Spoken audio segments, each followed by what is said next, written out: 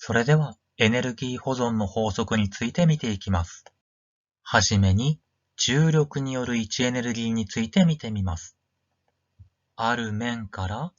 h だけ高いところにある質量 m の物体の位置エネルギーは mgh で表されます。この基準となる面は自分で決めることができます。また後で解説します。運動エネルギーと位置エネルギーを足したものは一定になります。いろんなことが起こる前と後で変わりません。摩擦がある場合はちょっと厄介なので最後に触れます。では問題です。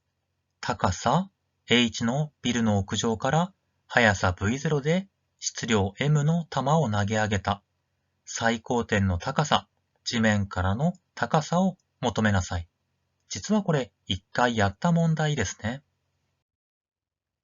今回はエネルギー保存則を用いて答えてみよう。ポイントは、この物体が最高点に達したとき、この物体の速さは0になっているということです。では、位置エネルギーの基準をこのビルの屋上に取りましょう。で、このビルの屋上から最高点までの長さを小文字の h とします。では、この球が投げ上げられた瞬間、この球の速さは v0 だから、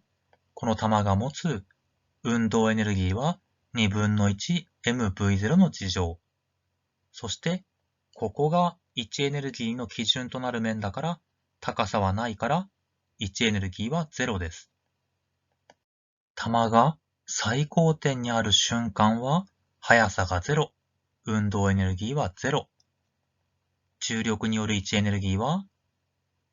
mgh だね。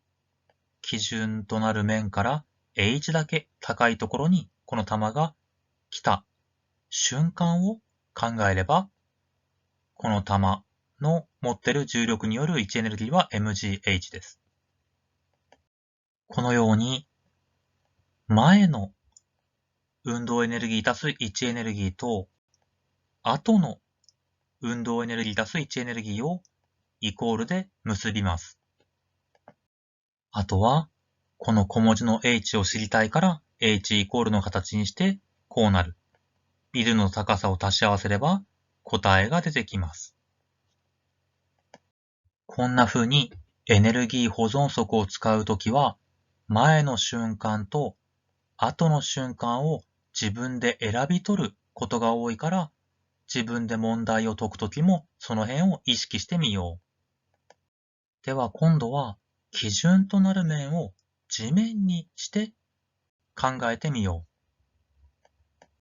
この基準となる面から最高点までの長さを小文字の h として式を立ててみよう。投げ上げられた瞬間、この球が持っている運動エネルギーは2分の 1mv0 次乗。そして位置エネルギーはというと、基準となる面がここだから、もうすでにこの球は大文字の h 分、ビルの高さ分だけ高いところにいることになる。だから、mg× 大文字の h の位置エネルギーをこの球は持っている。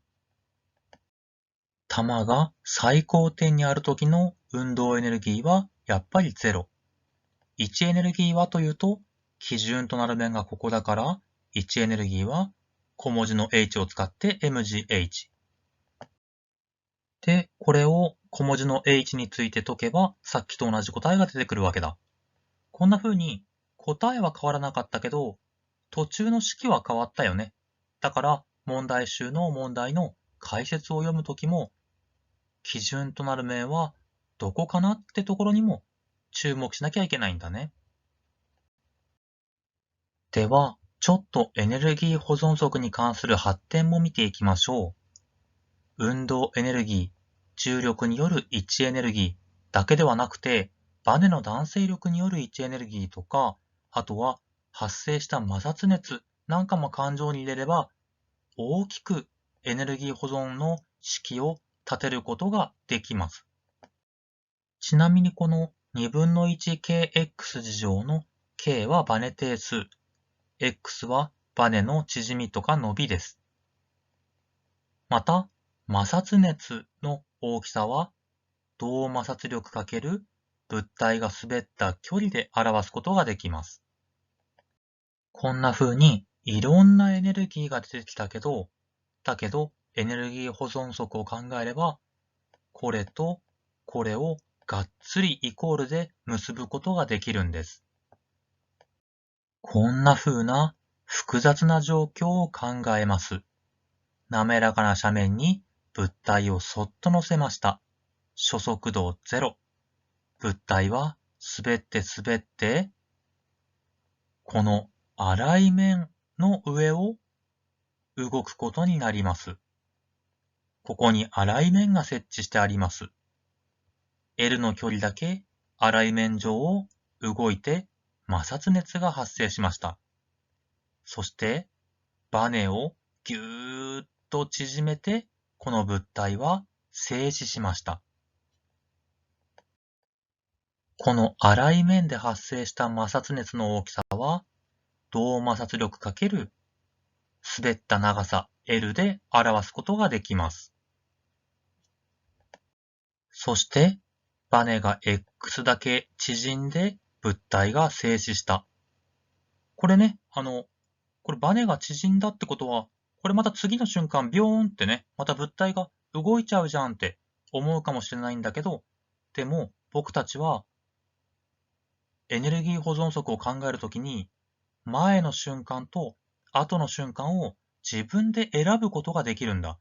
バネがぎゅーっと縮んで、この物体が静止した瞬間を後の瞬間として選ぶことができるんだ。で、こんな式が立てられることになります。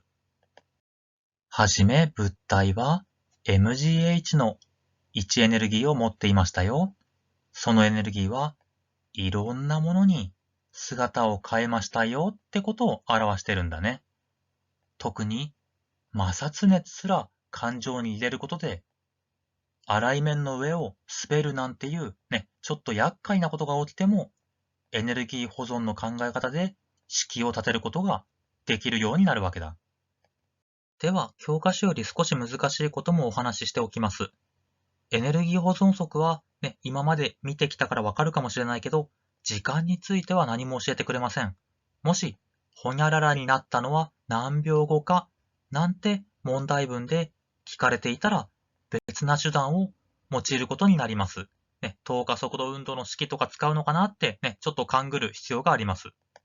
また、バネの弾性力 Kx は、バネの変化に伴ってその大きさが変化します。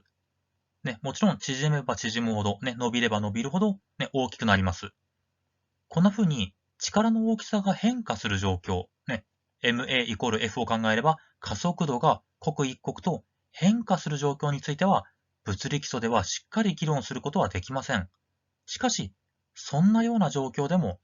エネルギー保存則を使うことで簡単に問題が処理できることが多いです。だから、もし力の大きさが刻一刻と変化するような状況に出会ったら、これもしかしたらエネルギー保存則で対処するんじゃないのかなって思った方が良いです。